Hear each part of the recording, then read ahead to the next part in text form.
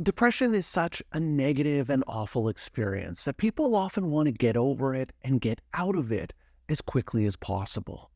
And often people view recovery from depression as this linear process where every day that passes, I feel slightly better until I eventually come out of the depression and hopefully never have to deal with it again.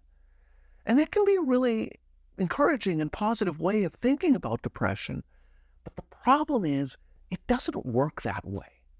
Rather than a smooth linear progression, recovery from depression looks more like a stock market ticker where there are ups during the recovery process and where there are downs in the recovery process.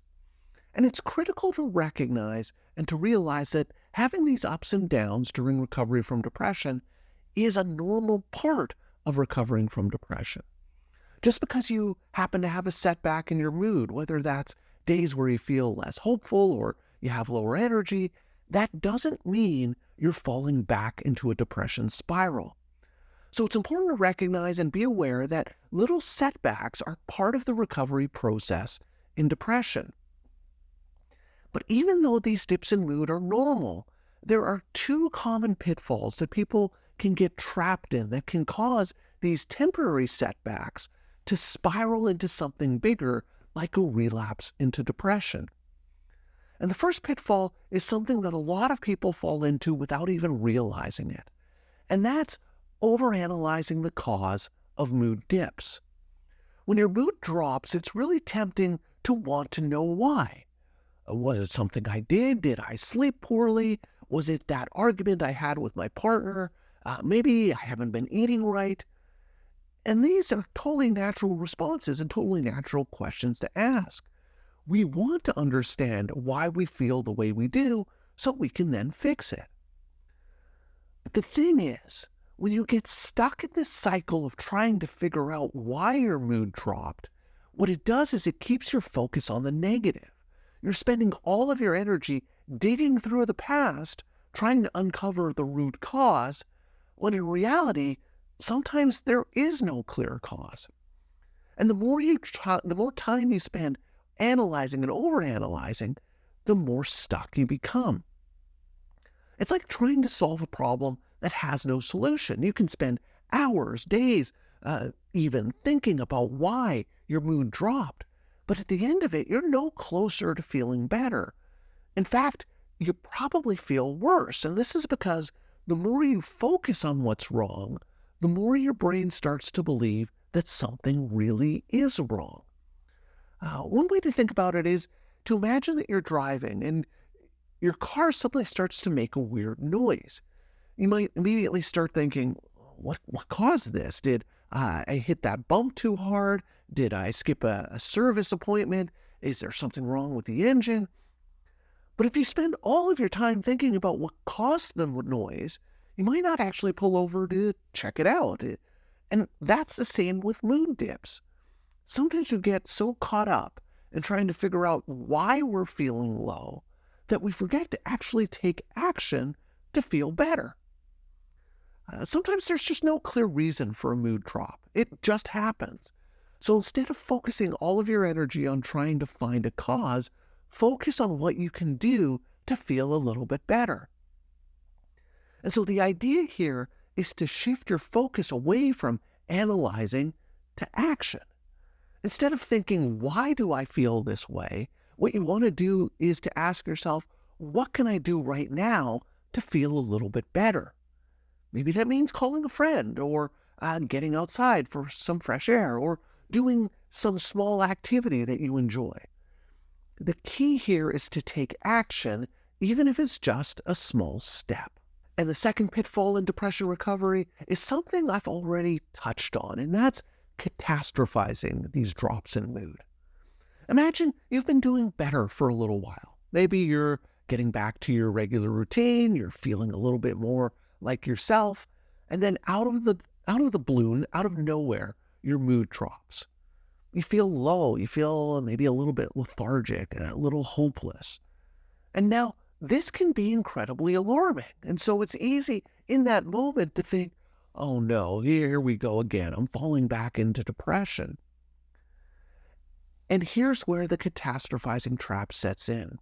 You start to believe that this one bad day, or even a few bad days, means that all of your progress is gone. You convince yourself that you're spiraling back full force into depression, and that thought itself can trigger even more anxiety, even more sadness, even more hopelessness. And before you know it, that anxiety makes you feel even worse, and you start to spiral further down.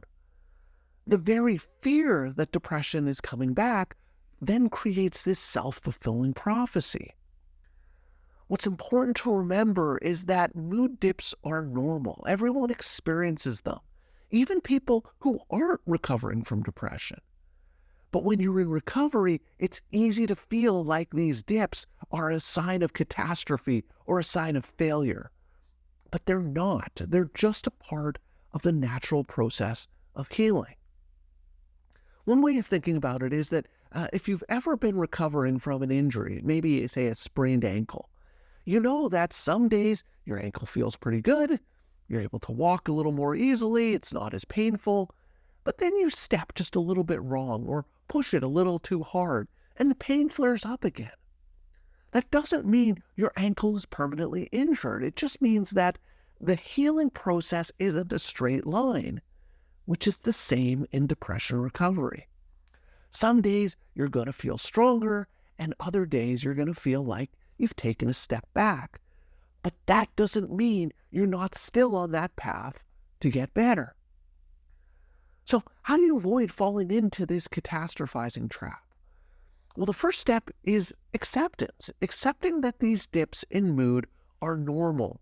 When you wake up feeling down, instead of panicking and thinking, oh no, here we go again, it's important to remind yourself that it's okay. This is part of the process. It's like having a day of rain after a week of sunshine. It doesn't mean that the sun won't ever come back. It's just a temporary shift. Recovery from depression is the same. Some days you're going to feel heavier and more difficult than others, and that's okay. And the second part of avoiding this pitfall is about re-engaging in your life, even when your mood drops.